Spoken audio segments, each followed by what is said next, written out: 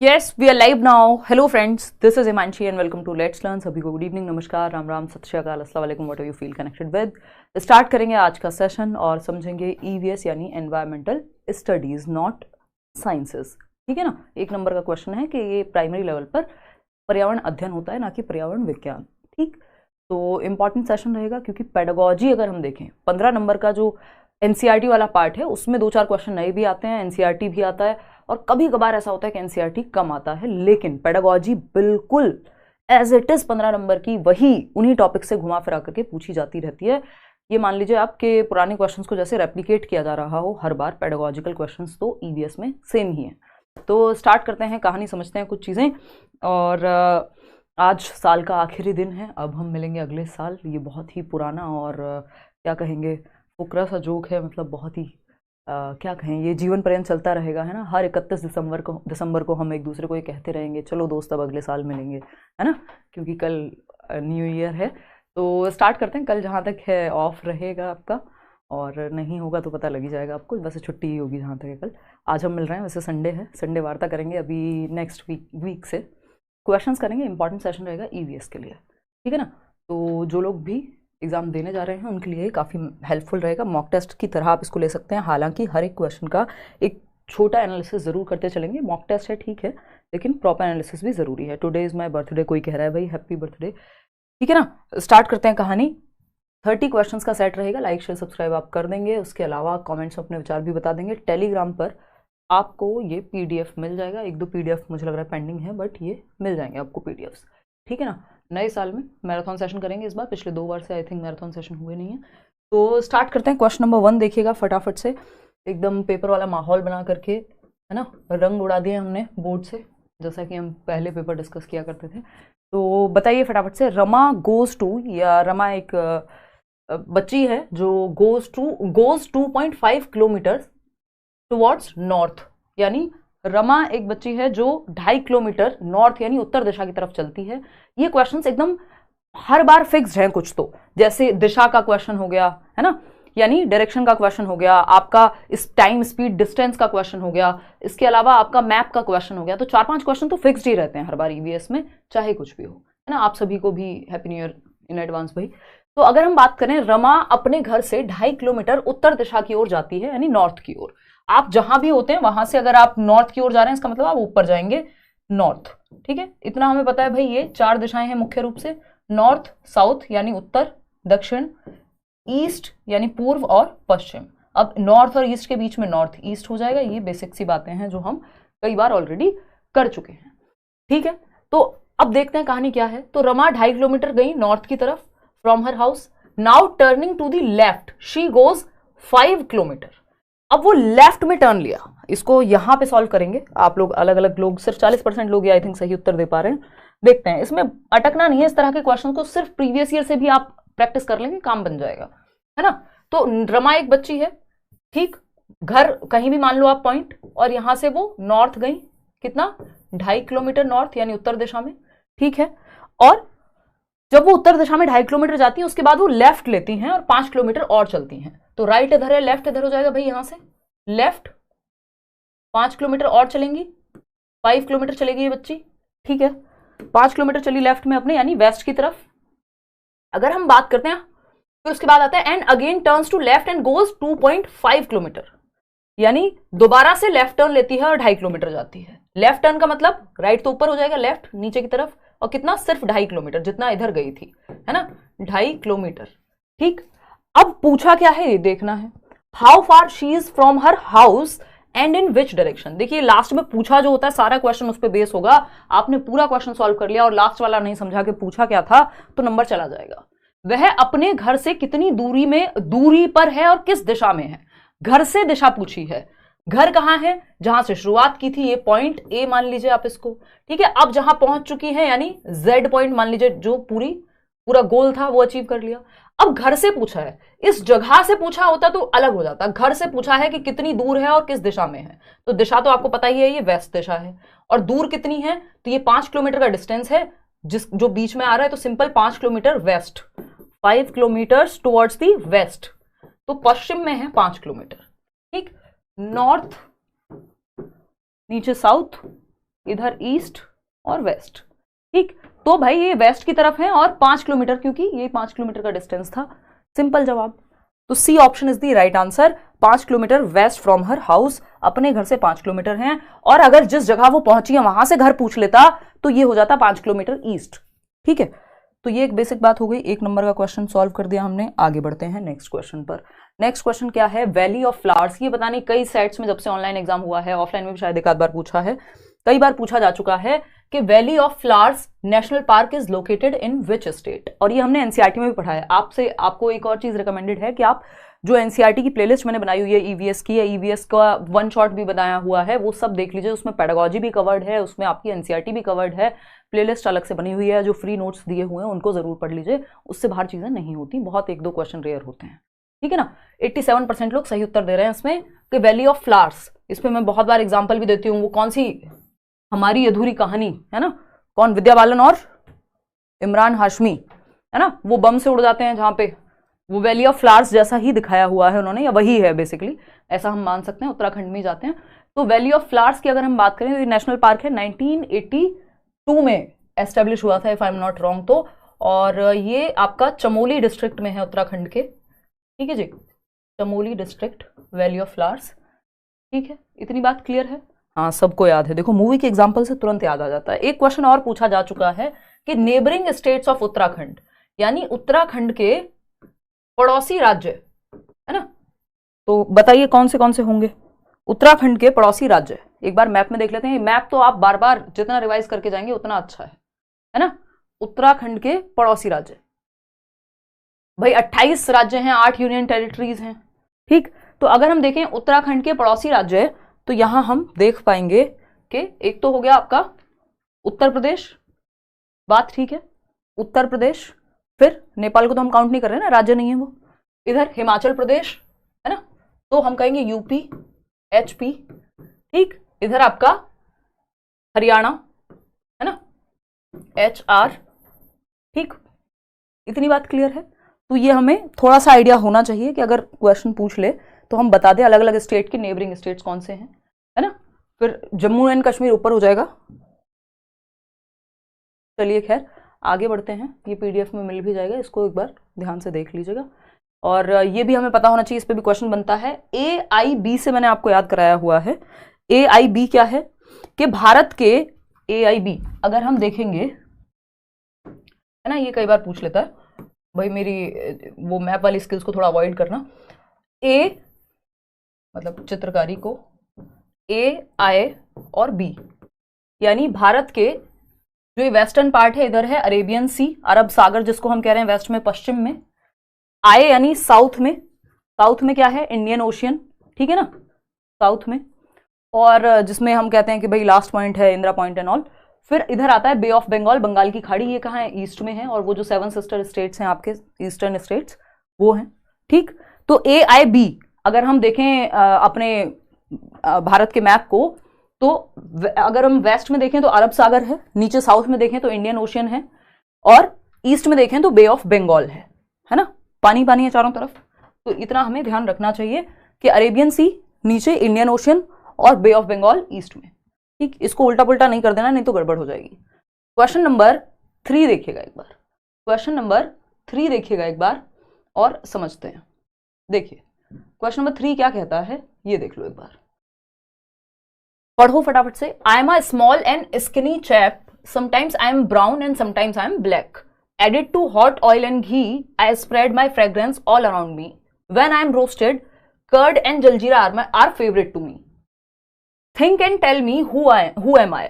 बताइए एक बार। Identify the spice एक मसाला है जो कहता है, एक पहेली दी हुई है किसी मसाले के बारे में, आपको वो मसाले को पहचानना है कि क्या है ये पहेली पूरा। मैं पतला सा पर छोटा हूं, भूरा भी हूं और काला भी हूं, गरम घी और तेल में मैं खुशबू फैलाता हूं, दही और जलजीरे में भूनकर डाला जाता हूं। बस इतने से तो आप समझ गए होंगे कि देखो हल्दी को तो दही और उसमें जलजीरे में कोई भून के नहीं डालता ना, ठीक है ना। और व्हाइट एंड ब्लैक भी नहीं होती, ब्राउन एंड ब्लैक भी नहीं होती हल्दी की अगर हम बात करें, है ना। दालचीनी की बात करें तो भी नहीं जा रहा है ये। तो आपको जैसे कहा गया था ऑयल एंड घी में अगर आप इसको बॉईल कर रहे हैं और क्या कर रहे हैं साथ में दही और जलजीरे में डालने की बात, तो अपने आप ही आप समझ जाएंगे कि ना तो ये लौंग हो सकती है, ना ये दालचीनी यानी सिनेमन हो सकता है, ये क्यूमिन सीड्स है यानी जीरा है। तो C option is the right answer. बहुत सारे क्वेश्चन तो कॉमन सेंस से ही सॉल्व हो जाते हैं, अगर आपने एनसीईआरटी पढ़ी भी है तो उसी से आपको आइडिया लग जाएगा। तो ये हैं आपके जीरा राइस, बना दो भाई इनको यूज करके, है ना, जिसको हम जीरा या क्यूमिन कह रहे हैं, क्यूमिन सीड्स। देखिएगा क्वेश्चन नंबर 4 क्या है। Question number 4, which is the major component of CNG.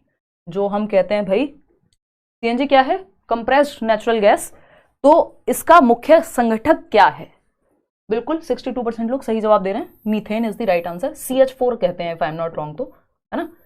तो इसका जो फॉर्मूला है मीथेन की अगर हम बात करें तो मीथेन मुख्य घटक है किसका, सीएनजी का, कंप्रेस्ड नेचुरल गैस का। अगर पूछा जाए एलपीजी जो लिक्विफाइड पेट्रोलियम गैस जिसको हम कहते हैं, वो आपका प्रोपेन और ब्यूटेन से मिलकर के बना होता है। अगर एलपीजी पूछा होता तो उसमें मेजर कंपोनेंट्स जो है वो प्रोपेन और ब्यूटेन है, ठीक है। ईथेन जो है आपका फॉसिल फ्यूल्स, कोल के अलग अलग फॉर्मेशन में मिलती है। तो methane is the right word. यहाँ आगे बढ़ेंगे, ये सीएनजी वही है जो ऑटो गाड़ियों में भरवा करके लोग घूमते हैं, है ना। मेरा एक दोस्त है अभी, तो वो हैदराबाद पोस्टेड है, तो मेरे को जब भी मैं सीएनजी पढ़ती हूँ तो याद आ जाता है। वो कह रहा था कि एक काम कर, अपनी ऑडी में ना सीएनजी लगवा ले यार तू, और फिर लिखी ऐसे बड़ा बड़ा ओनली वन इन इंडिया, है ना। और मैंने कहा हाँ लाइन में भी लगा करूंगी, और फिर जाकर के, है ना, और लोग मुझे ऐसे लुक्स देके जाया करेंगे, है ना। वो जाकिर खान का वो है ना कि भग गरीब की नज़रों से देख के जाया करेंगे मेरे को। तो खैर ये तो हंसी मजाक की बातें चलती रहती हैं दोस्तों के बीच, देखिएगा। लेकिन ये सीएनजी पढ़ती हूँ तो मेरे को वही याद आता है ना। कंप्रेस्ड नेचुरल गैस क्या है, इसमें मीथेन की मात्रा है, जो सर्वाधिक मेन कंपोनेंट जो है वो मीथेन है, ठीक। चलिए खैर आते हैं नेक्स्ट क्वेश्चन पे। और नेक्स्ट क्वेश्चन क्या है, क्वेश्चन नंबर 5। क्वेश्चन नंबर 5 है, A student boarded a train on 29th September 2022। यानी एक स्टूडेंट है, कोई कह रहा है मीथेन ईथेन दोनों सीएनजी में होता है। मेन घटक पूछ रहे हैं ना हमसे, ऐसे तो फिर मतलब बहुत सारी चीजें मिल जाएंगी। मेन घटक जो मेनली ईथेन का अगर यूज है तो वो उस तरफ हम बात कर रहे थे, फॉसिल फ्यूल। मैम मेरे में पोल वाइट दिखता है, कोई बात नहीं, चलो जवाब दो फटाफट से अब इसी बात पे। क्वेश्चन नंबर 5 है, a student boarded a train on 29 सितंबर 2022।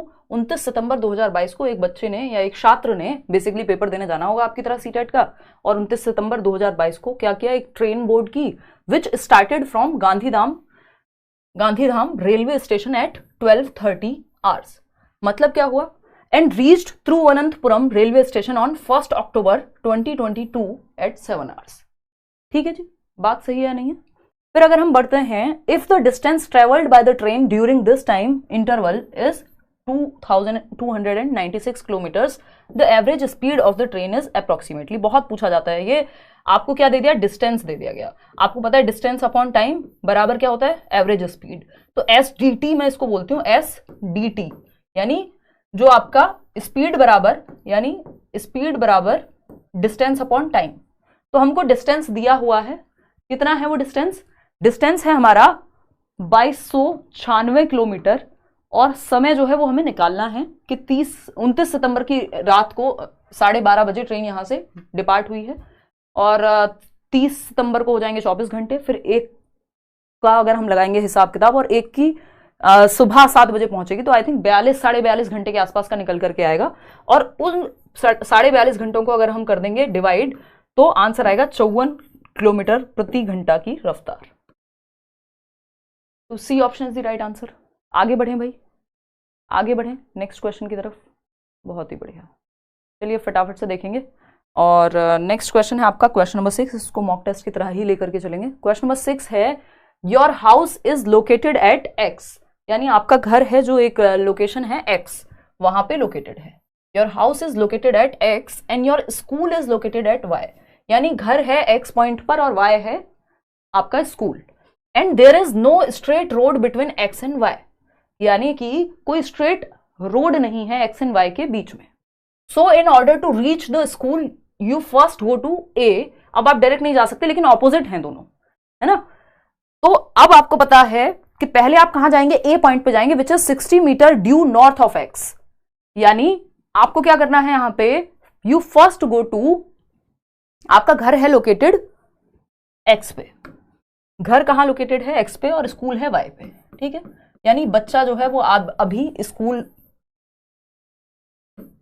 एक मिनट रुकना यार, X पे होम होगा, हाँ, और y पे स्कूल। x और y दो पॉइंट हैं, x पर होम होगा यानी घर है बच्चे का, और स्कूल है y पॉइंट पर। अब ये बच्चा जाता है और पहले क्या करता है, a पॉइंट की तरफ जाएगा, और a पॉइंट किधर है, नॉर्थ ऑफ x में, यानी जहां से भी आप मान लेंगे वहां से x हो जाएगा, और इसका नॉर्थ 60 मीटर गया बच्चा, ये आया a पॉइंट पे। ठीक है बात, a पॉइंट आ गया। उसके बाद then go to b point which is 25 metre due east of a। अब a का ईस्ट कौन सा होगा, a का ईस्ट यही होगा ना, 25 मीटर a में चला गया, ये b पॉइंट आ गया। ठीक है जी, 25 मीटर, क्लियर है बात। Then go to c which is 100 metre, c पे जाएगा आप b से, जो कि 100 मीटर नॉर्थ ऑफ b है। नॉर्थ ऑफ b क्या होगा, ये है 100 मीटर नॉर्थ ऑफ b, है ना, 100 मीटर, और c पॉइंट आ गया। ठीक है बात, ये आप खुद से सॉल्व करेंगे तो आसानी से हो जाएगा। North of b and finally you reach your school which is 25 metre due west of c। अब वेस्ट ऑफ c है, वेस्ट ऑफ c मतलब पश्चिम में है c के, कितने, 25 मीटर। तो बस यही 25 मीटर का तो डिस्टेंस था जो नीचे भी कवर किया था, इतना ही 25 मीटर आपको वेस्ट में जाना है। अब ये क्या स्कूल आ गया ना, हाँ स्कूल आ गया आपका, सिंपल, यानी y पॉइंट पे आप पहुंच गए। अब पूछा क्या है ये जानना जरूरी है, पूछा है हमसे with respect to your school the correct direction of your house. School की लोकेशन से घर की लोकेशन पूछी है, ऐसा नहीं पूछा घर से स्कूल नहीं पूछा जैसे पहले स्कूल में, पहले वाले क्वेश्चन में था, है ना। तो स्कूल की लोकेशन से घर की दिशा पूछी है, सिंपल क्या हो सकती है भाई, घर की दिशा स्कूल की लोकेशन से, घर तो ये था x, ये x है ना, और y यहां पे है। सिंपल आपसे पूछी है क्या घर की दिशा, बस ये 25 मीटर बिल्कुल बराबर होने चाहिए ताकि कंफ्यूजन ना हो, है ना। ये हम कह रहे हैं y है। अब यहां से घर की दिशा किधर होगी, बिल्कुल साउथ में होगी, और साउथ में कितनी दूर होगी, ये 100 मीटर की दूरी पे होगी। बात ठीक है या नहीं है, देखो एक बार क्वेश्चन ने क्या पूछा ये देख लेते हैं। तो आंसर क्या होगा, देख लो एक बार, सी ऑप्शन, क्योंकि इधर उधर जाना ही नहीं है ना तो इसको इधर वेस्ट की तरफ मुड़ना हुआ, ना घर के लिए ईस्ट की तरफ मुड़ना हुआ, एग्जैक्ट साउथ में है नीचे की तरफ। दूरी तो हमसे पूछी ही नहीं है, नहीं तो ये 100 मीटर ये लगा लेते हैं हम, और 60 मीटर ये लगा लेते, 160 हो जाती, ठीक है ना। तो हमें पता है कि ये सीधा नीचे की तरफ जाना है, यानी दक्षिण की तरफ जाना है, साउथ की तरफ जाना है। तो आंसर क्या हो जाएगा, ड्यू साउथ, ड्यू साउथ। इतनी बात क्लियर है, B option is the right answer, यानी दक्षिण, ठीक दक्षिण दिशा में होगा जो घर है स्कूल से। स्कूल से पूछा है, ये जरूर ध्यान रखना है कहां से पूछा है, किसके सापेक्ष में पूछा है। क्वेश्चन नंबर 7 देखिएगा, select from the following a pair of birds having excellent sight and can distinctly see things from a distance 4 times as far as we can. ये क्वेश्चन पता नहीं कितनी बार पूछा जा चुका है, एनसीईआरटी का सिंपल क्वेश्चन है। क्या होगा भाई ये, इसमें पूछा है कि निम्नलिखित में से पक्षियों का वह युगल यानी वह जोड़ा चुनिए जिसकी दृष्टि इतनी श्रेष्ठ होती है कि वह हमारी तुलना में यानी मनुष्यों की तुलना में 4 गुना बेहतर तरीके से स्पष्ट रूप से देख सकता है ना, 4 times better than us humans. तो आप याद कर लीजिए, आउल की बात हो रही है, नहीं आईसाइट के लिए आउल को थोड़ी जानते हैं हम। काइट एंड वल्चर बिल्कुल सही जवाब है, एनसीईआरटी में भी गिवन है। चील और गिद्ध, हम कहते हैं भाई गिद्ध के जैसी एकदम नजर है किसी व्यक्ति की, है ना, काइट एंड वल्चर। काइट भी आपने देखी होगी, दूर से ही उड़ते हुए चील किसी को भी ले जाती है उठा करके, किसी मतलब इंसान को नहीं, जो भी जीव जो उसका शिकार है, तो मूवीज में देखा होगा, है ना, सांप वाप को ले जाती है। काइट एंड वल्चर, गिद्ध, ठीक है ना, उनकी भी नजर जो है बहुत तेज होती है। आई थिंक वो वल्चर ही थे ना भाई, don't quote me on this particular information, कि जो हम रामायण में देखते हैं, क्या नाम था उनका, जटायु, रहने दो तुम, तुम्हारा 1 नंबर कटेगा, है ना। हाँ, तो वो जटायु वाला जो हम पूरा किस्सा सुनते हैं तो हम कह सकते हैं कि भाई उनकी नज़र बहुत स्ट्रांग थी, उन्होंने उड़ते हुए देख लिया रावण को, ठीक, और वो सारी चीज़ें। तो काइट एंड वल्चर ये हम याद रखेंगे कि इनकी जो आईसाइट है हमसे 4 गुना बेहतर होती है। Indian robin and eagle, barbet, नहीं ये सब कोई काम का नहीं है। आगे बढ़ेंगे क्वेश्चन नंबर 8। क्वेश्चन नंबर 8 देखिएगा एक बार, select from the following a pair of diseases caused spread by mosquitoes. इस पे भी बहुत क्वेश्चन आता है कि मच्छरों द्वारा फैलने वाली बीमारी आपको चुननी है। पहला ऑप्शन है मलेरिया एंड डेंगी या डेंगू। हाँ बिल्कुल सही बात है, मलेरिया एंड डेंगू आपका जो है, ये मलेरिया की अगर हम बात करें तो फीमेल एनोफिलिस, और अगर हम बात कर रहे हैं कॉलरा एंड चिकनगुनिया की, तो ये जो कॉलरा है बेसिकली हैजा, वो गंदे पानी या बाकी रीजन से फैलता है। चिकनगुनिया तो चलो मच्छर से ही फैलेगा। अगेन ये हैजा यहाँ नहीं आएगा, मलेरिया तो ठीक था, चिकनगुनिया ठीक था, लेकिन टाइफॉइड जो है मच्छर से नहीं होता, इन्फेक्शन है एक तरह का। तो मलेरिया एंड डेंगू जो है यहाँ सही आंसर है कि मच्छर से फैलने वाले रोग हैं। और जो मलेरिया के लिए सिनकोना ट्री की जो बार्क है उसको पाउडर में या उसकी टैबलेट्स भी दी जाती हैं, ये भी एनसीईआरटी में गिवन है और वहीं से क्वेश्चन कई बार आ चुका है, आ सकता है।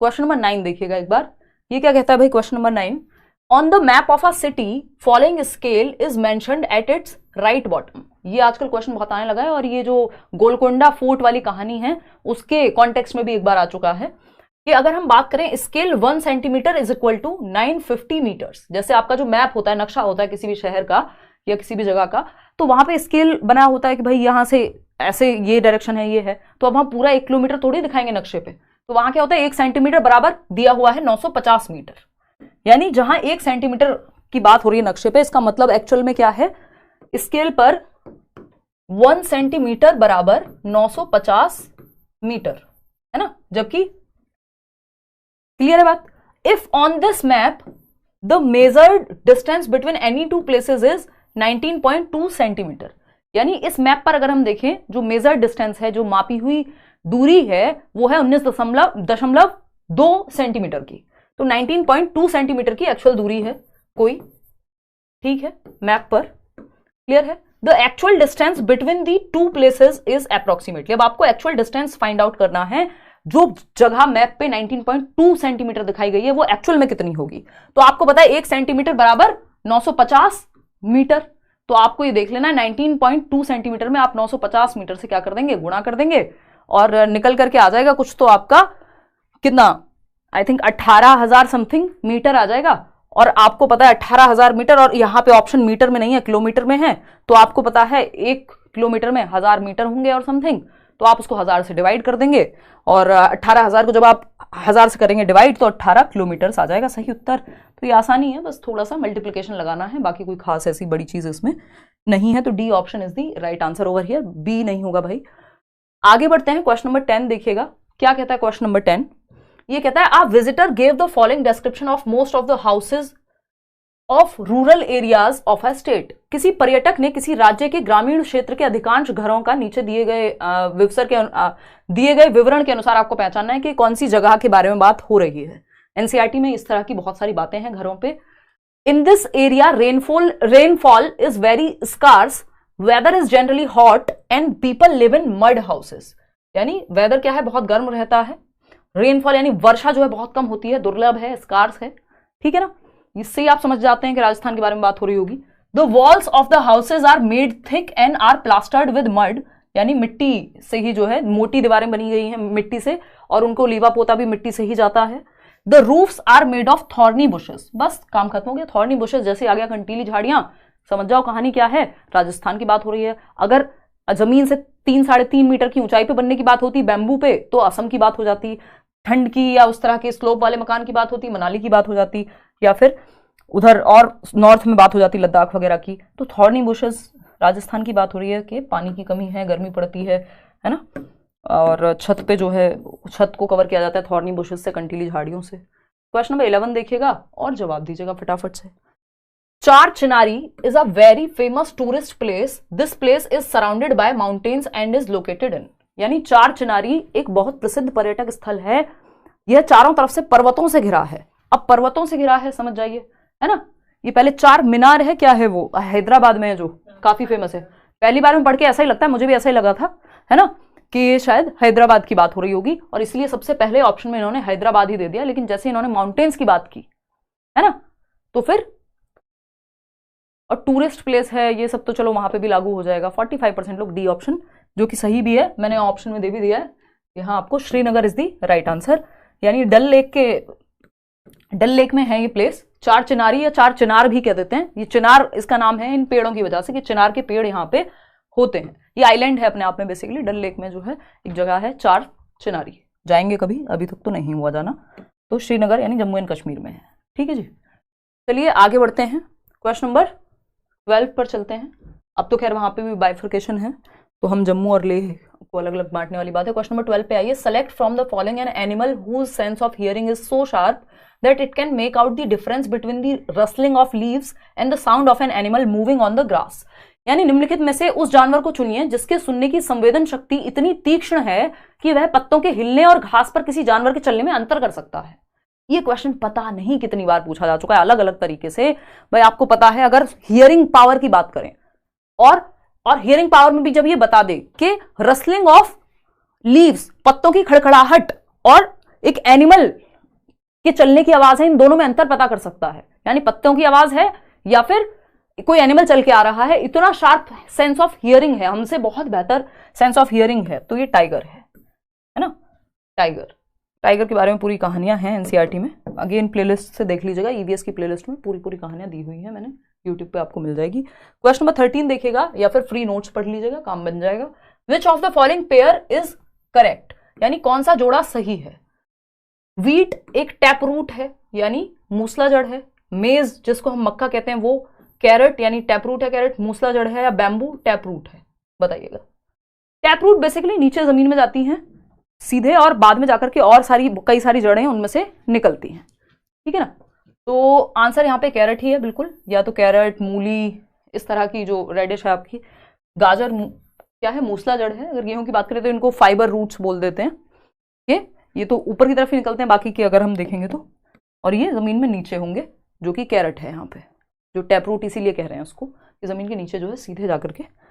देखिएगा question number 14, consider the following statement about the name desert oak, यानी रेगिस्तानी ओक ट्री के बारे में आपको सही चीजें पहचाननी है। पहला ऑप्शन है, क्या है पहला option, this tree is found in the desserts of Abu Dhabi, कि ये ट्री जो है, ये वृक्ष आबू धाबी के रेगिस्तानों में पाया जाता है ना। या फिर this tree grows almost as tall as the height of a common classroom of an elementary school that is about 4 metres, इस वृक्ष की ऊंचाई प्रारंभिक विद्यालय जितनी हमारी क्लासरूम की हाइट होगी उतनी होती है, यानी लगभग 4 metre. Its roots go deep into the ground till they reach the water level. The length of the root of this tree is about 50 such trees laid down in a line end to end and one after the other, यानी roots की लंबाई इतनी होती है कि 50 trees को एक साथ लगा दिया जाए लिटा करके तो उतनी लंबाई है। सी ऑप्शन आप लोग कह रहे हैं, जो कि सही भी है, क्योंकि इसमें सिर्फ पहले वाला गलत है कि आबू धाबी में पाया जाता है। डेजर्ट ओक जो है वो ऑस्ट्रेलिया में पाया जाता है, कहाँ, ऑस्ट्रेलियन डेजर्ट्स में, ठीक है ना। तो ये आबू धाबी में तो वो डेट्स का जो खजूर वाले पेड़ है वो मिलते हैं। तो आंसर बी, सी और डी, तो बी सी डी कहीं है ऑप्शन में, बी सी डी, अच्छा ई भी तो है, तो बी सी डी ई,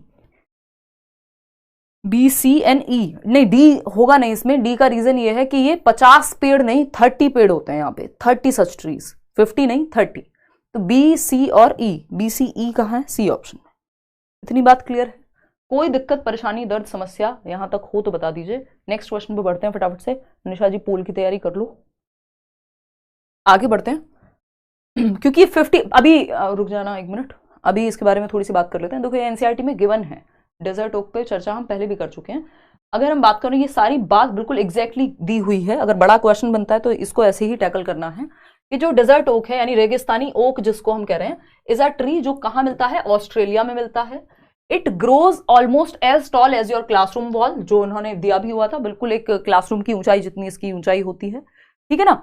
अगर हम, कोई कह रहा है रिकॉर्डेड प्रीवियस वीडियो है, अरे भाई पढ़ लो, पेपर है, इतनी रात को मैं अपना संडे, आप उसको ये कह लो कि मतलब मैं छुट्टी कर सकती थी, आराम कर सकती थी, वो सब इधर उधर करके मैं 9:30 बजे आपके साथ यहाँ पे जुड़ी हुई हूँ और इस तरह की बातें लिखते हो बुरा नहीं लगता। It has very few leaves, या फिर ये सिर्फ कमेंट पढ़वाने का एक तरीका है। It has very few leaves, मैंने पहले दिखाया भी हुआ है, डेजर्ट ओक में क्या है, बहुत कम पत्तियां होती हैं, ठीक है जी। ये सब काम नहीं होता, प्री रिकॉर्डेड वीडियोस लाइव में चल रही हूँ, रिकॉर्डेड है तो रिकॉर्डेड चलेगी, है ना। या आजकल हम यूट्यूब पे ये भी सुनते हैं कि टेढ़े मेढ़े तरीकों से लाइव व्यूअर्स लाने वाली चीज़ें, और ये सब, इन सब से बहुत दूर हैं हम, तभी इतने सालों से सस्टेन कर पा रहे हैं। It has very few leaves, guess how deep its roots go down. अच्छा भाई, बहुत कम लीव्स होती हैं, पत्तियां कम होती हैं इस पे, एक ये इसकी विशेषता है। लेंथ कितनी, अबाउट 30 सच ट्रीज, इन्होंने 50 कर दिया था 30 को, तो कोई भी इसमें फंस सकता था, ठीक है ना। In a line end to end, वो बात सही है। That is how long the roots of this tree can be, these roots go deep into the ground. ये जो रूट्स होती हैं इस ट्री की, डेजर्ट ओक की, वो पानी में बहुत डीप जाती हैं, और जब रेगिस्तान में लोगों को पानी की कमी पड़ती है तो ये लोग इसकी ट्री ट्रंक में पाइप लगा करके पानी निकाल लेते हैं या यूज करते हैं, उसको ड्रिंक भी कर सकते हैं, मतलब पाइप यूज करके ट्री ट्रंक में, जो पेड़ का तना है उसमें, क्योंकि वो रूट्स में स्टोर्ड रहता है पानी। तो ये इंपॉर्टेंट है, बहुत बार पूछा जा चुका है। ठीक, ये आपको एज इट इज मिल जाएगा अपने ये जो PDF मिलेगा उसी में। ठीक है, चलिए आते हैं नेक्स्ट क्वेश्चन पे। क्वेश्चन नंबर 15 देखिए और जवाब दीजिए, फटाफट से दे दीजिए। पोल वाली दीदी से पढ़ना है, आ जाओ पोल वाली दीदी।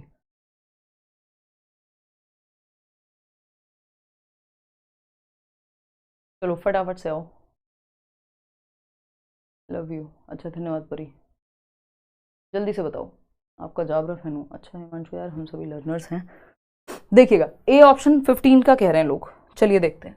Select from the following a state, यानी यूटी या एक स्टेट है यानी केंद्र शासित प्रदेश है या फिर एक राज्य है, वो आपको चूज करना है। Where people like to eat fish cooked in mustard oil, बस मिल गया हमें की पॉइंट।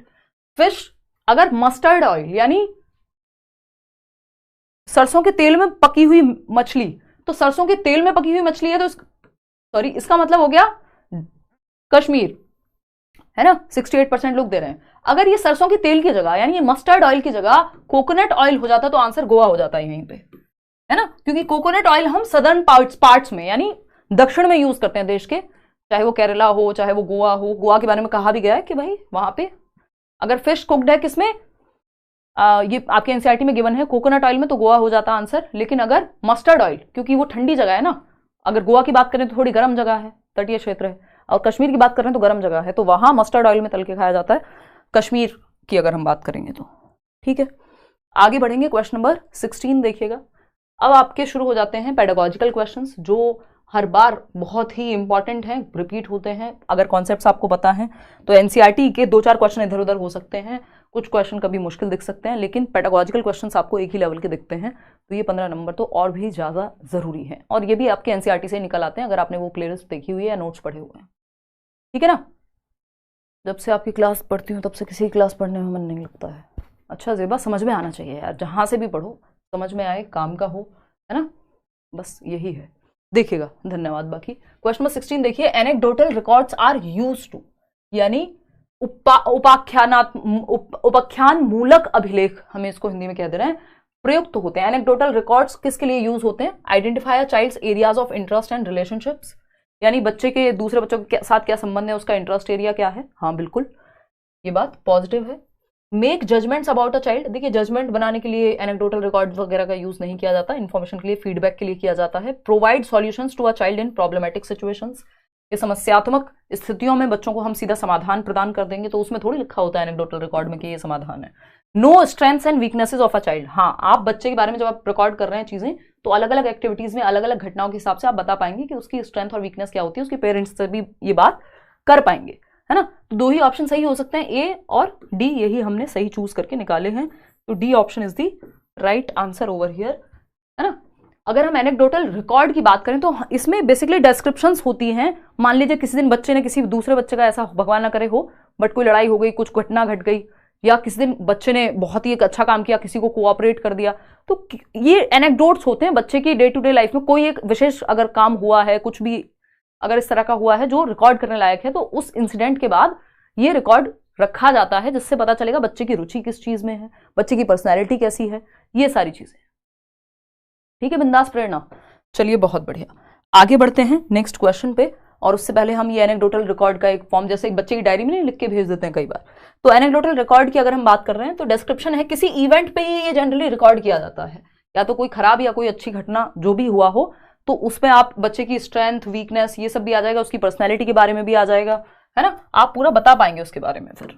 तो ये एनेक्डोटल रिकॉर्ड्स के लिए प्रॉपर पोर्टफोलियो होता है, उसमें पिक्टोरियल फॉर्म में या बहुत सारा डेटा होता है, वो और ज्यादा बड़ी चीज हो जाती है। क्वेश्चन नंबर 17 देखिएगा। Astha asked her class 4 learners 2 short questions before starting the chapter on spices, यानी मसालों पे एक चैप्टर, एक पाठ पढ़ाने से पहले आस्था एक टीचर हैं कक्षा 4 की, उन्होंने कुछ 2 सवाल पूछे बच्चों से। अब आपको बताना है कौन सा जवाब सही होगा, फटाफट से बताइए। हैप्पी न्यू ईयर भाई, अभी तो है हमारे पास कितने, 2 घंटे हैं अभी।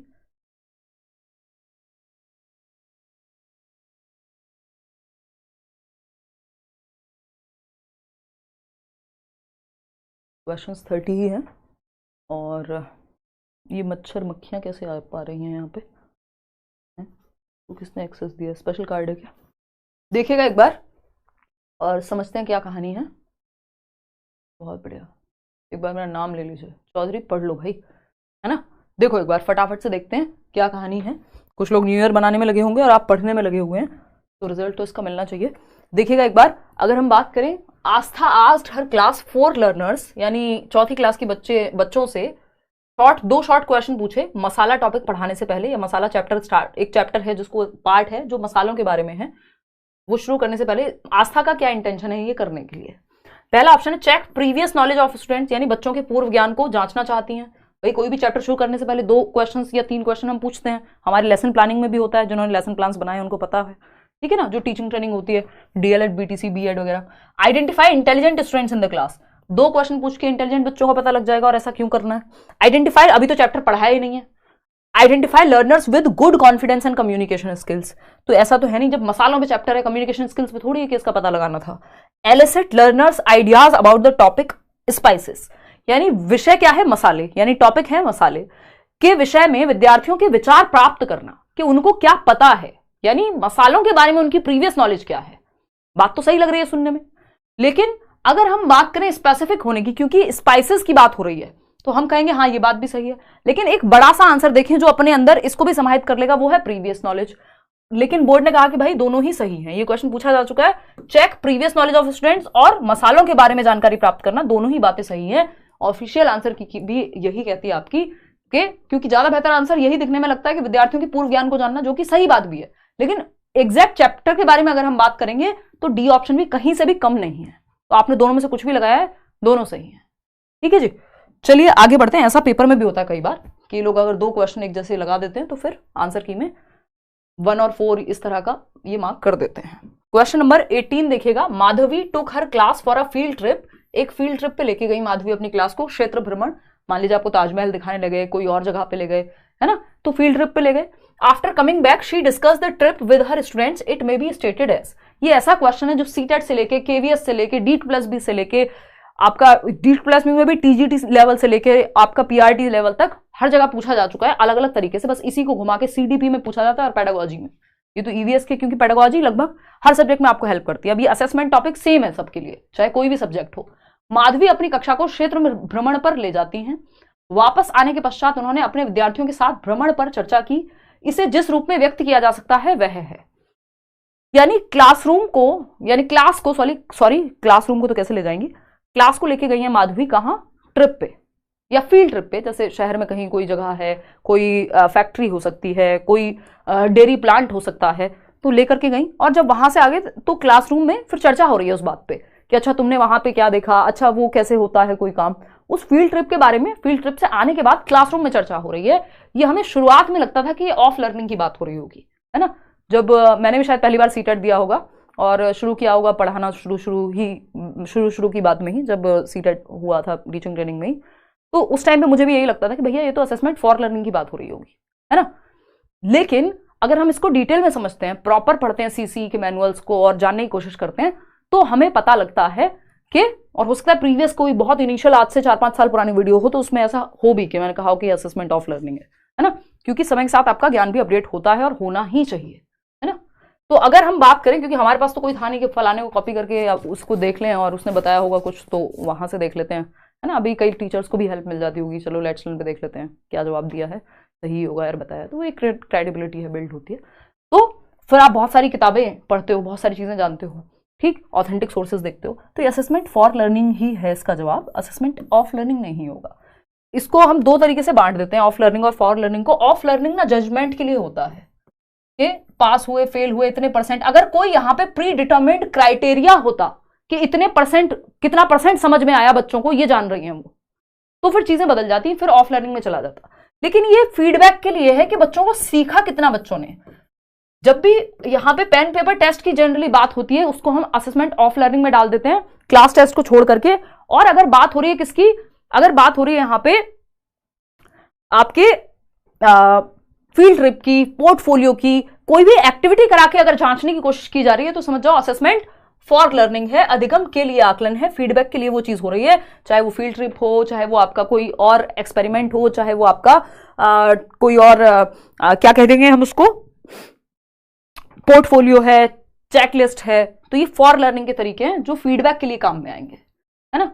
किसी पैमाने के तहत कि इतने परसेंट अचीव करना है या कितना परसेंट उनको आता है, ये सब चेक करने के लिए किया जाता तो ऑफ भी हो सकता था ये, ठीक है ना। तो डिपेंड करेगा पूछा कैसे है। एज लर्निंग होता है जब बच्चे सेल्फ असेस कर रहे हैं या बच्चों के साथी, या तो वो खुद से खुद का असेसमेंट कर रहे हैं या उनका पीयर ग्रुप एक दूसरे का असेसमेंट कर रहा है, तब एज लर्निंग है। वाइल लर्निंग एज सच यहां कुछ बनता नहीं है। चलिए, तो खैर ये हुई एक बेसिक बात। तो जब फील्ड ट्रिप की बात हुई, जब एक्टिविटी करा के असेसमेंट की बात हो रही है, तो फॉर लर्निंग की तरफ हम जाएंगे। एक सिंपल हैक है इसका। क्वेश्चन नंबर 19 देखिएगा, effective teaching learning will take place only if, यानी प्रभावी शिक्षण अधिगम केवल तभी संभव होगा जब, बताइए। ए भी हो सकता है। ए तब होगा जब किसी एक स्टैंडर्ड क्राइटेरिया के अगेंस्ट पूछा हो कि इतने परसेंट, आपको कितने परसेंट नॉलेज हुई मुझे ये जानना है।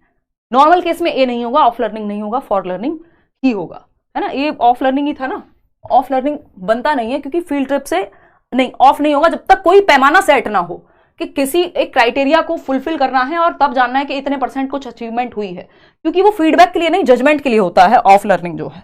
तो यहाँ जजमेंट नहीं, बस जानने की कोशिश हो रही है कि कैसे इंप्रूव कराया जाए। अगर कुछ भी सीखा होगा तो चर्चा होगी क्लासरूम में और वो चीज इंप्रूव हो जाएगी। कोई प्रॉब्लम नहीं है अगर अगस्त वाले बैच से भी पढ़े हो, सिलेबस सेम ही है, 2 महीने मुश्किल से दिए इन्होंने, है ना। मुंतशिर कोई दिक्कत नहीं, आराम से पढ़ के आप अभी भी पेपर बढ़िया से निकालोगे। देखिए 75% लोग जो हैं, और बल्कि अगस्त में ज्यादा टाइम मिला था अगस्त वाले पेपर में टीचर्स को भी, इस बार टाइम भी कम मिला है, 2 महीना भी नहीं मिला। प्रभावी शिक्षण अधिगम के लिए केवल तभी संभव होगा जब, यानी इफेक्टिव टीचिंग लर्निंग, इफेक्टिव मतलब बेहतर, प्रभावशाली। कब अच्छी टीचिंग लर्निंग होगी? जब the teacher conducts it to complete his और हर लेसन प्लान। सिर्फ लेसन प्लान कंप्लीट करना हो, सिलेबस कंप्लीट करना हो, खराब तरीका। द टीचर, सिंपल हमें क्या ढूंढना है, बच्चा जहां एक्टिव होगा वो बेस्ट तरीका है। The teacher conducts it in compliance with school orders. बस स्कूल ऑर्डर मिला है, स्कूल से आदेश मिला है, प्रिंसिपल ने कहा है इसलिए कर रहे हैं, नहीं, सीखने के लिए सीखना होना चाहिए। The teacher transacts lesson plan for activity based learning upon peers direction. यहां पे कुछ एक्टिव लग रहा है बच्चा हमें, यानी the teacher transacts lesson plan for activity based learning upon peers direction, यानी शिक्षक अपने सहयोगी के निर्देशों पर क्रियाकलाप आधारित अधिगम के लिए पाठ योजना को संभावित। अब वो एक्टिविटी बेस्ड लर्निंग भी इसलिए करा रहे हैं क्योंकि transacts lesson plan for activity learning based upon peers direction, क्योंकि टीचर के किसी दोस्त ने या उनके स्कूल में किसी ने उनको कहा है कि ये कराना है, तो ये भी सही तरीका नहीं हुआ। बेहतर ऑप्शन हमारे पास ये है, सी हो जाता अगर ये नहीं होता तो। The activities conducted by the teacher help children in constructing knowledge and understanding the concepts, यानी जो शिक्षक के द्वारा आयोजित क्रियाकलाप या एक्टिविटीज होती हैं उनसे बच्चों का ज्ञान निर्माण करने में मदद मिलती है और उनके कॉन्सेप्ट समझने में सहायता मिलती है। यानी बच्चे की भलाई में जो ऑप्शन है वो है डी ऑप्शन। सबसे ज्यादा जो एक्टिव होगा बच्चा वो डी ऑप्शन में होगा। क्वेश्चन नंबर 20 देखिएगा और समझिएगा क्या कहता है भाई ये। To assess socio personal qualities of children engaged in learning of EVS through group work, the most appropriate tool will be. देखिए इस क्वेश्चन के बारे में कुछ विशेष बातें हैं जो मैं अभी करूंगी, क्योंकि कुछ लोगों ने यूट्यूब पे कर दिया ब्रेन वॉश। कुछ टीचर्स का भी इसमें पूरा पूरा हाथ है, सबका नहीं ऑफकोर्स, कुछ ही लोग होंगे जिन्होंने ये एक हल्ला मचा दिया है सबको ये दिखाने के लिए कि अब तो पेपर बदल गया है, पूरी तरह से चेंज हो गया है, अब तो पुराने क्वेश्चन नहीं आते, अब तो ये नहीं होता, अब तो हिंदी पेडागोजी में वो नहीं पूछा जाता जो पहले पूछा जाता था। हल्के से चेंज को पूरा घुमा करके पेश कर दिया। जबकि अभी, क्योंकि मैं ये देख रही थी अभी कल परसों एक कमेंट था कोई इस बार की हिंदी पेडागोजी की वीडियो पे, जिसमें मैंने प्रीवियस ईयर क्वेश्चन, यानी इसी साल का जो अगस्त में पेपर हुआ है और जो ऑनलाइन एग्जाम्स है वो क्वेश्चन कराए हुए हैं। अब इनको मोहतरमा को समझ में आ गए होंगे वो क्वेश्चन कि यार ये तो आसान लग रहे हैं, ये तो टॉपिक समझ में आ रहा है। अब जैसे ही समझ में आती है ना कोई चीज, हमें लगता है ये नहीं पूछा जाएगा क्योंकि ये तो मेरे समझ में आ रहा है, पूछा तो वो जाएगा जो समझ में ना आए या मुश्किल हो। जबकि मुश्किल क्वेश्चंस की संख्या हमेशा कम होती है, डिफिकल्टी लेवल के क्वेश्चंस तो कम ही डाले जाते हैं ना पेपर में। तो उस केस में कुछ टीचर्स ने भी ये ब्रेन वॉशिंग कर दी है कि भाई आसान चीजें नहीं आएंगी, जबकि सिलेबस से आज भी आ रही हैं चीजें, आसान चीजें भी आ रही हैं। अगर आप पेपर उठा के देखेंगे, हमने प्रीवियस ईयर उठाना बंद कर दिया। हमने कहते आज सर ने कहा है, मैडम ने कहा है, अब तो ये क्वेश्चन ही नहीं आएगा, जो पहले आते थे वो तो आएंगे ही नहीं। यही क्वेश्चन, इससे मुझे याद आया, 2016 में भी पूछा जा चुका है सितंबर में, है ना। यही क्वेश्चन अभी ऑनलाइन एग्जाम जो 2023 में हुआ था उस पर भी पूछा जा चुका है, अगस्त से पहले वाला जो जनवरी फरवरी में भी चले थे पेपर। और भी हो सकता है ये और 1-2 बार क्वेश्चन पूछा जा चुका हो, है ना। जब टॉपिक नहीं बदले तो ऐसा थोड़ी कि क्वेश्चन रिपीट होना बंद हो जाएंगे। 2-4 क्वेश्चन नए क्या आ जाते हैं, हमें लगता है कि भाई हिंदी इंग्लिश में क्या हुआ, इंग्लिश की पेडागोजी सिंपल हुई है, जो बात मैंने बताई थी कि हिंदी पेडागोजी को सीधा ट्रांसलेट करके दे देते हैं कई बार हिंदी पेडागोजी में। तो आपको इंग्लिश पेडागोजी के भी टर्म्स से फैमिलियर होना चाहिए। इसका मतलब ये नहीं है कि हिंदी पेडागोजी में अब जो पुराना आता था, जो टॉपिक्स हैं वो काम के नहीं बचे, है ना। तो आपको नया और जो भी थोड़ा पैटर्न चेंज हुआ है और जो सिलेबस है, क्योंकि सिलेबस नहीं बदला है, उस पर स्टिक करना ही है। इन बातों में ना आके प्रीवियस ईयर को देख लिया करें, अपने आप पता चल जाएगा क्या कहानी है। और प्रीवियस ईयर में भी एक सेट नहीं जिसमें मुश्किल आ गई हैं चीजें। बस समूह कार्य द्वारा ईवीएस पढ़ने के अधिगम में व्यस्त बच्चों के सामाजिक व्यक्तिगत गुणों का आकलन करने के लिए सर्वाधिक उपयुक्त उपकरण क्या होगा। यानी आपको बच्चे की सोशियो पर्सनल क्वालिटीज को चेक करना है कि वो कैसे समाज में और खुद में कैसे रहता है, यानी क्लास में बाकी बच्चों के साथ कैसे रहता है। तो अगर हम देखें, हाँ बिल्कुल 30 जनवरी का पेपर है, अगर हम देखें तो assignments, paper and pencil test, rating scales या ओरल क्वेश्चंस। तो इसका तरीका रेटिंग स्केल ही बेहतर माना जाता है। जब ये 2016 में पूछा था तब भी, 2023 में पूछा गया है तब भी, ठीक है ना। अगर आप सिर्फ प्रीवियस ईयर को अच्छे से कर लेते हैं, आपका पेपर अच्छे नंबर से भी लाने से कोई रोक नहीं सकता, अगर एनालिसिस प्रॉपर किया हुआ है आपने, ठीक है ना। पेपर पेंसिल परीक्षण, सॉरी ये तो होगा ही नहीं कभी भी, स्पेशली सोशियो और पर्सनल रीजंस को जानने के लिए। असाइनमेंट, ये श्रेणी मापन या रिक्टर स्केल भी कह देते हैं इसको, रेटिंग स्केल। ओरल क्वेश्चन से कुछ हद तक पता चल सकता है, लेकिन रेटिंग स्केल को ज्यादा बेहतर माना जाता है कि आप कोऑपरेट कितना करते हैं। तो आप हर चीज के लिए एक रेटिंग बनाई गई है कि अच्छा दूसरों के साथ कोऑपरेशन में, दूसरों के साथ झगड़े में, तो on a scale of 1 to 10 rate करो बच्चे को। जैसे आप पिज्जा खा के रेट करते हैं कि कितना मजा आया, 4 नंबर 4 स्टार देंगे कि 3 स्टार देंगे कि 5 स्टार देंगे, है ना। तो रेटिंग स्केल वैसा ही है कि दूसरे के साथ कोऑपरेट करने में, ग्रुप वर्क में, लीडरशिप में कौन कितना स्कोर कर पाएगा, उस हिसाब से बच्चे की सोशियो पर्सनल एबिलिटीज के बारे में पता लग पाएगा। तो रेटिंग स्केल इसका ज्यादा बेहतर तरीका है। क्वेश्चन नंबर 21 देखिएगा, as an EVS teacher which of the following factors will you consider while planning a group activity for your class. आप एक ग्रुप एक्टिविटी प्लान कर रहे हैं, यानी बच्चे समूह में 2-2, 4-4, मतलब 2 तो नहीं, 2 का तो पेयर होता है, 3, 4, 5 का ग्रुप बनाया हुआ है आपने और एक्टिविटी करा रहे हैं, तो कौन सा तरीका as an EVS teacher important होगा। अराउज इंटरेस्ट अमंग चिल्ड्रन, हाँ बच्चों में आप रुचि पैदा कीजिए। इंक्लूसिव इन नेचर, प्रकृति में समावेशन होना, यानी आप इंक्लूड करके चल रहे हैं सबको, ये भी ठीक है। कॉस्ट इफेक्टिवनेस, यानी बहुत ज्यादा इंडिजीनियस, जिसको हम कहते हैं बहुत ज्यादा पैसे की बर्बादी ना हो, रिसोर्सेज की बर्बादी ना हो, कम संसाधनों में अच्छा आप निकाल करके ला पाए चीजें, ये बात भी सही है। Can only be conducted outdoor, सिर्फ बाहर संचालित की जा सके, सिर्फ आउटडोर में, खुले माहौल में, क्लासरूम के अंदर ना हो सके, ये तो गड़बड़ है। ए बी सी ही यहाँ पे बेटर है, क्योंकि ऐसा नहीं सिर्फ ओनली वर्ड, वैसे भी ओनली से सिर्फ बचना है आपको, ओनली लिखा हो जहां तो समझ जाओ थोड़ा एक्सट्रीम में लेके जा रहा है। तो ए बी सी सही है, डी यहां गलत है। वैसे भी चारों का ऑप्शन हमारे पास था नहीं, होता तब भी हम नहीं कहते कि ओनली आउटडोर। क्वेश्चन नंबर 22 देखिएगा, 8 क्वेश्चन और हैं। Priyanka wants to sensitise her students on conservation of trees, यानी प्रियंका है एक टीचर हैं और वो चाहते हैं कि वृक्षों के संरक्षण के प्रति बच्चे संवेदनशील बने, कि हम अपने वृक्षों को बचाएं, एनवायरमेंट को बचाएं, इस चीज के प्रति बच्चे सेंसिटिव बने। Which amongst the following will be least effective in attaining the desired objectives, यानी कौन सा तरीका सबसे न्यूनतम या खराब तरीका होगा ट्री के कंजर्वेशन सिखाने में, यानी हमें वन्य जीवन को बचाना है, इस चीज के कंजर्वेशन मतलब इस तरीके को सिखाने में। ये देखो, एक तो ये मक्खी ने ना आज सर में दर्द कर दिया, आई कहां से है मुझे ये जानना है। ये राहुल लेके आया क्या जेब में रख के, हो सकता है। ईस्ट और बेस्ट, पोल वाली दीदी बेस्ट, बहुत बढ़िया पोल वाली दीदी। देखिए आ जाइए फटाफट से फिर समझते हैं। तो ए ऑप्शन 47% लोग कह रहे हैं। लीस्ट इफेक्टिव, कैसे कह रहे हो भाई, लीस्ट लिखा हो, लीस्ट मतलब सबसे कम, न्यूनतम प्रभाव। मैं बहुत बार कहती हूं पेपर में लीस्ट लिखा हो, एक्सेप्ट लिखा हो, नॉट लिखा हो, आंसर तुरंत बदल जाएगा, ये नॉर्मल आंसर नहीं होगा, फिर इसका मतलब गलत पूछा है, जो गलत होगा वही सही होगा, सिंपल बात। सबसे कमजोर कौन सा ऑप्शन है कि आप बच्चों को वन्य जीवन के बारे में अवेयर करा पाए उसके विषय में, तो आपको नेगेटिव ऑप्शन ढूंढना है कि सबसे खराब न्यूनतम प्रभाव किस चीज का होगा।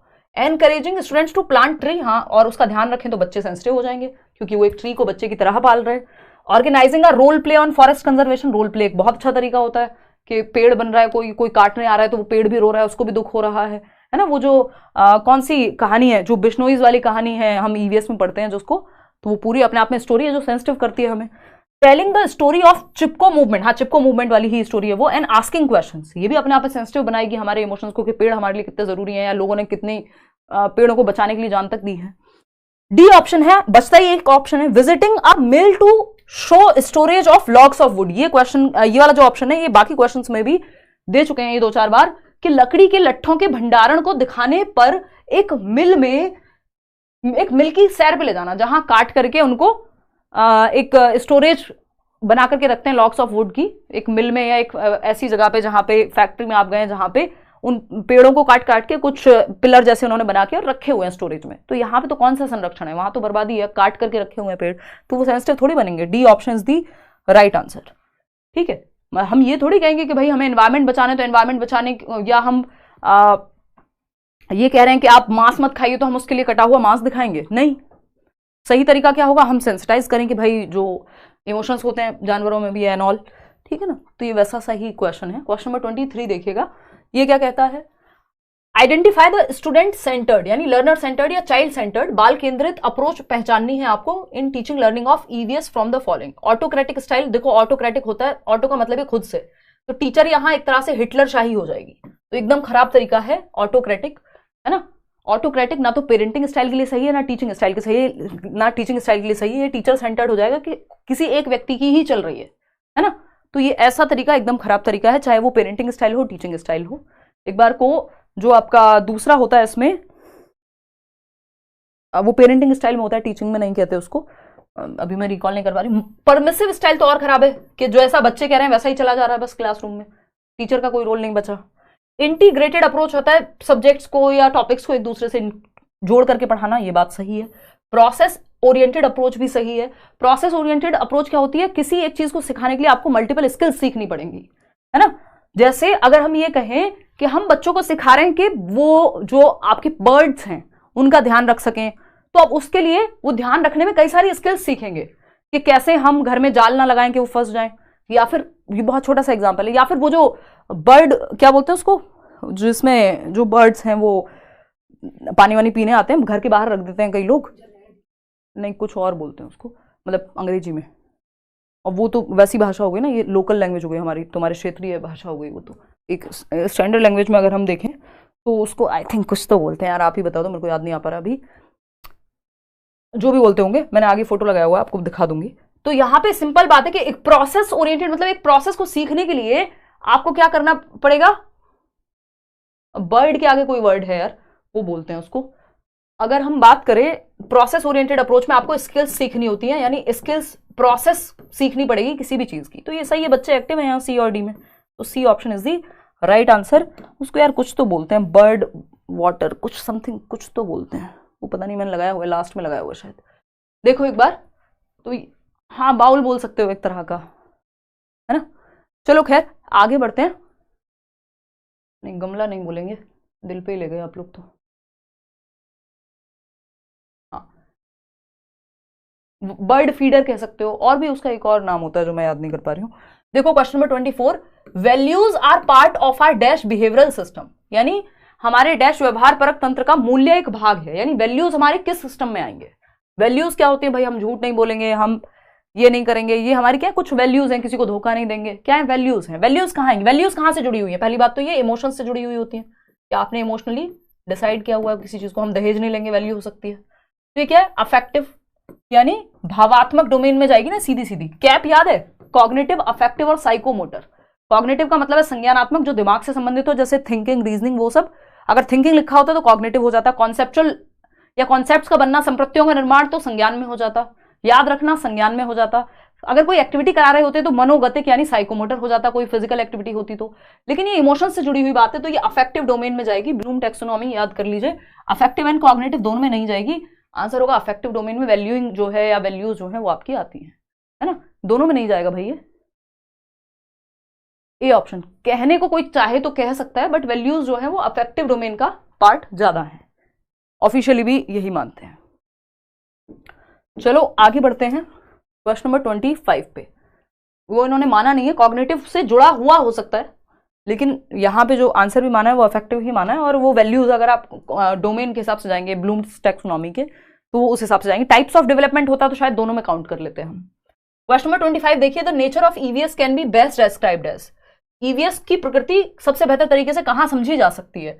इट इंटीग्रेट सेवरल डिसिप्लिन्स, भाई इसमें आपका सोशल स्टडीज भी है, इसमें आपका एनवायरमेंटल स्टडीज भी है, और तीसरा क्या है आपका साइंसेस भी है। ईवीएस में 3 सब्जेक्ट्स इंक्लूड होते हैं आपके प्राइमरी लेवल पे, विज्ञान यानी साइंस भी है, एनवायरमेंटल स्टडीज यानी पर्यावरण अध्ययन भी है, और तीसरा सब्जेक्ट है आपका सोशल स्टडीज सामाजिक अध्ययन।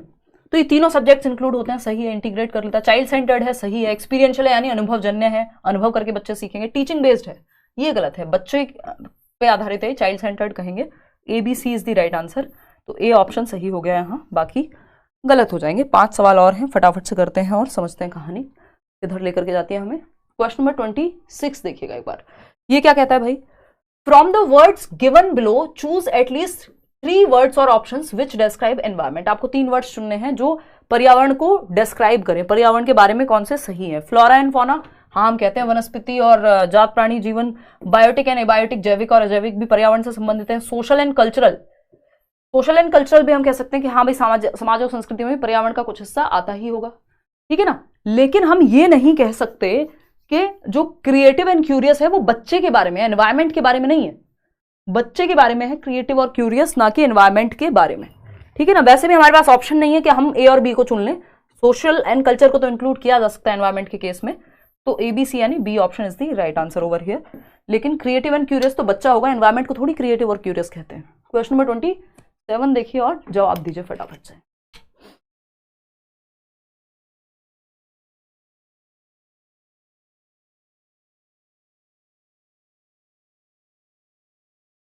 देखिएगा फटाफट से।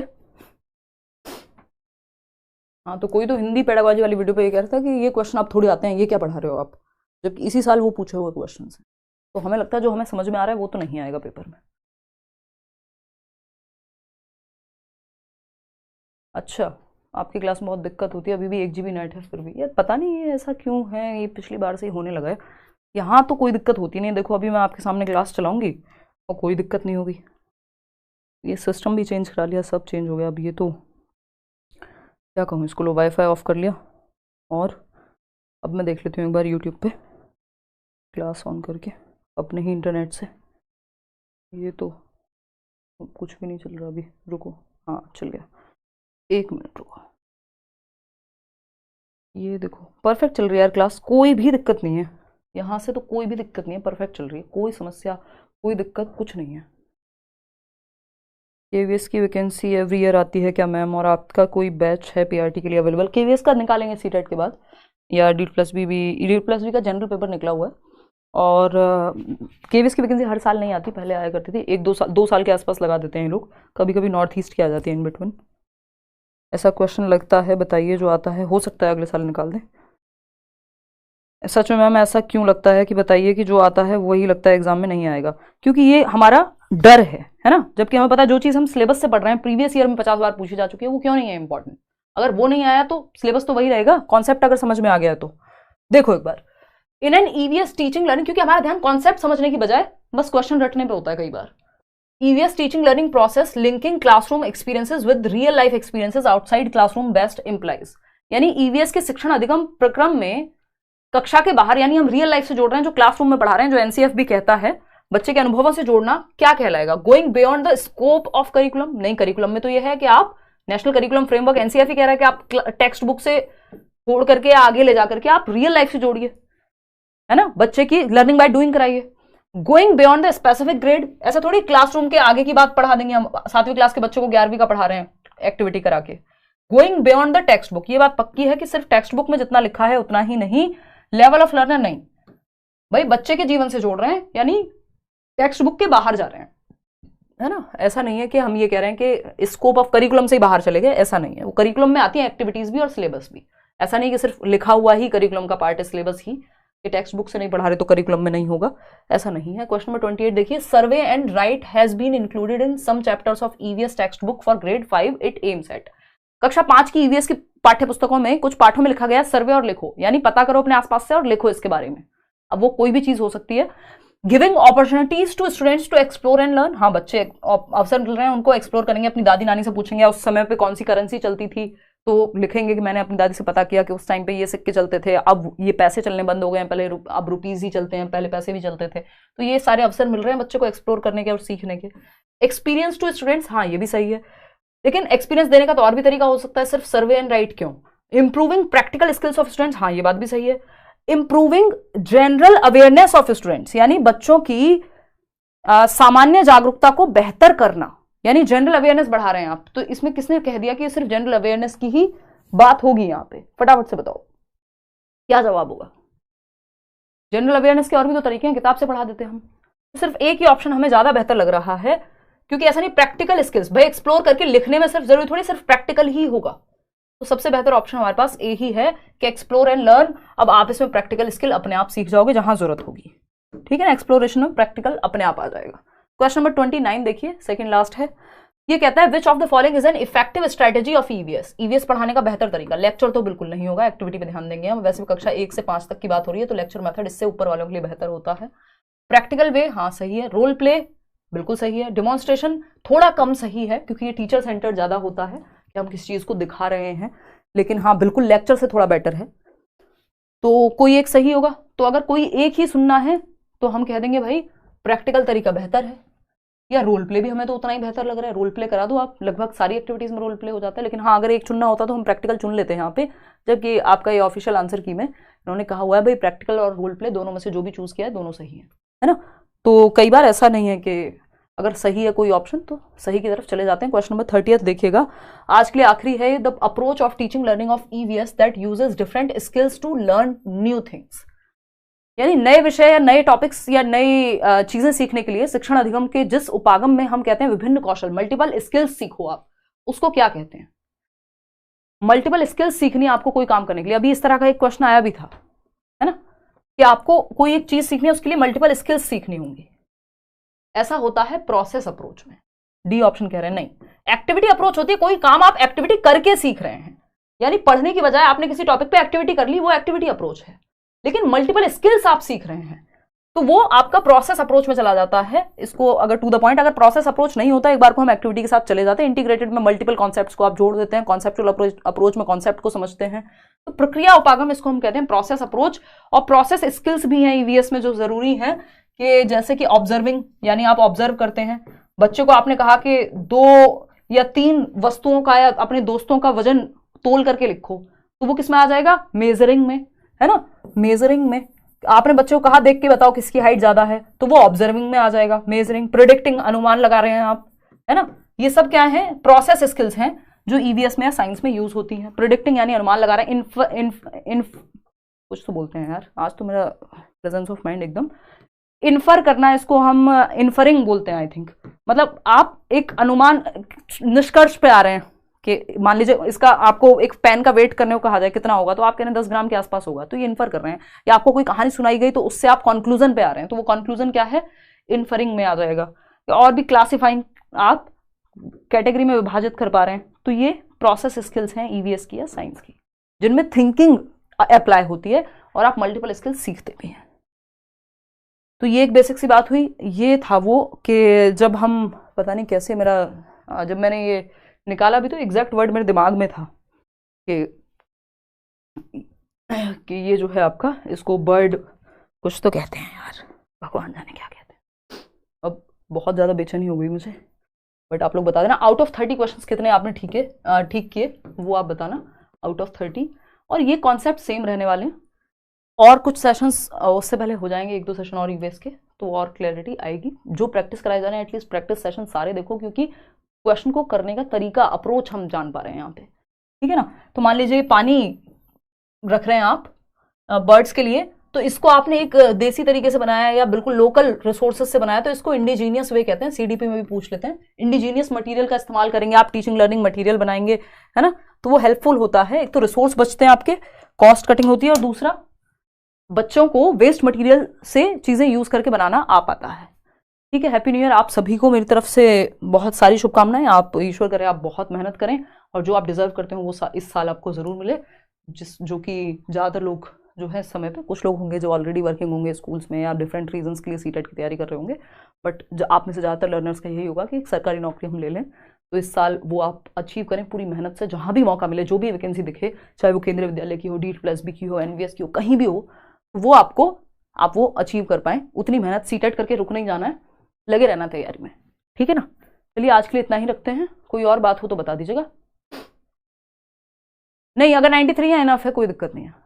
चलिए बहुत बढ़िया, हैप्पी न्यू ईयर आप सभी को। कल मिलते हैं। नोट से बिल्कुल काम हो जाएगा, फ्री नोट्स आपको दिए हुए हैं, टेलीग्राम पे भी दिए हुए हैं पिन कमेंट में, और यहाँ डिस्क्रिप्शन बॉक्स में भी 5 सब्जेक्ट के फ्री नोट्स आपको मिल जाएंगे। आप सिर्फ वो भी मल्टीपल टाइम 8-10 बार पढ़ लेंगे, काम बन जाएगा। और बहुत शॉर्ट में नोट्स हैं, टाइम पास नोट्स नहीं है कि आप एक जीवन लगा दें, किताब से भी मोटे नोट्स हैं, ऐसा नहीं है। नोट्स मतलब संक्षिप्त होने चाहिए, शॉर्ट में होने चाहिए, नोट्स उसी को कहते हैं, है ना।